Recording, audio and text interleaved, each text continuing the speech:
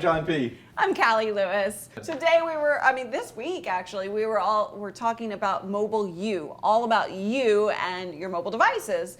But today we want to talk about the mobile matrix. What is the matrix? What is the matrix? So after we did the smartphone hierarchy of needs, we ran into a little issue. Okay. We were looking for the no compromise mobile device experience, one device. In reality, people own a lot of stuff. You own laptops, you own computers, you own tablets, you own phones. So the discussion is really, what is the best gadget or gadgets for a person to buy based on what they own or their budget? Because I mean, we all have the excuse that this is sort of our jobs, our careers, our callings in life.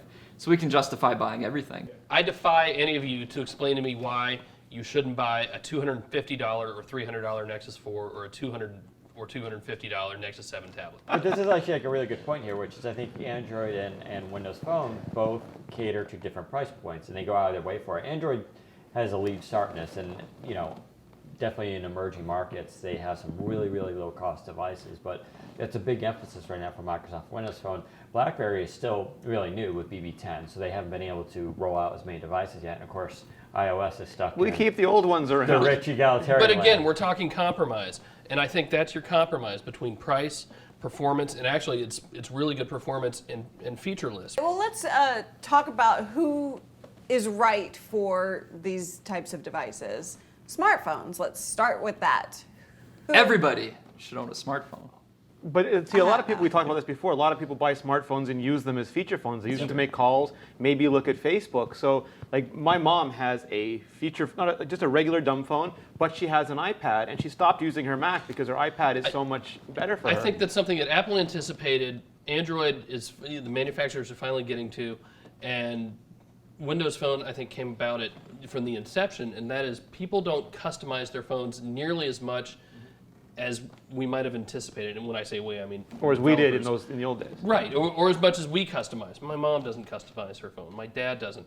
Now you see HTC and Samsung and Windows Phone is an entire platform saying, here's how you're going to use it. We think this is the best way, because you're not going to customize it anyway. So let's talk about this area that's right in between phones and tablets. So really big phones like, for example, a Galaxy Note 2. Who are those right for? When I was in Korea, I saw more of those things than I ever thought I would. Now, it's home turf, and I get that. But I'm seeing tiny people with huge phones. People I know at home, tiny people, huge phones. It's also that way in Japan. I didn't think it was going to work, and I was completely wrong on that. And whether it's a matter of marketing, and Samsung just marketed these right, and Samsung's not the only company with them, but they're the most successful, I think. Or if people really want a screen that big, and I think that's what it is. I think people just like shiny things, and the bigger the better.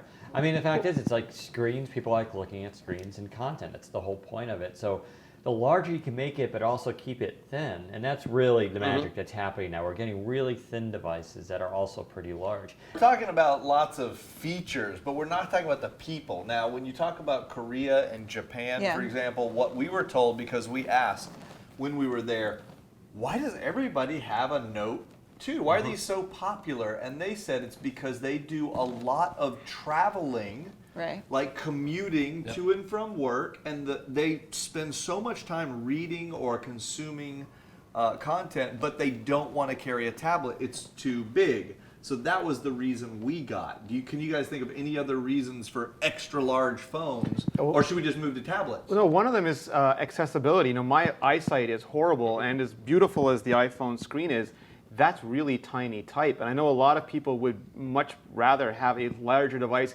even if it's not more screen real estate, but it's just they could make bigger text and have a much easier time reading it. All Alright, right, so- tablets.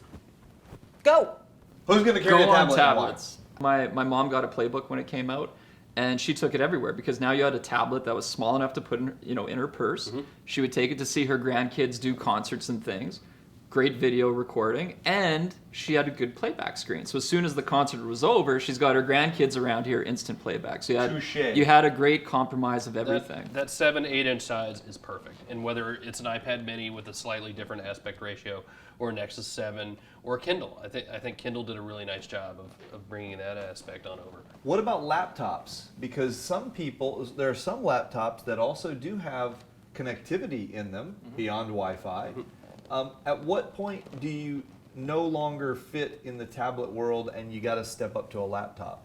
Well, I think that's kind of the cool thing about Windows 8, that it's allowing Microsoft to go from the PC to the tablet and even to the phone within a single generation. So you can actually buy, I mean, I have one below here, but it's a tablet that has a keyboard that connects to it. And so you get 19 hours battery life with it. So now it's like almost like a mini laptop, but I can just click it off and now I have a full tablet with me. All right, well, I think we've heard a lot of great information and opinions here, but we want to hear yours. So That's we right. want you to chime in. Where do you fit in on the mobile matrix? Thank you guys so much for joining us. I'm Callie Lewis. I'm John P. We'll see you tomorrow. Bye.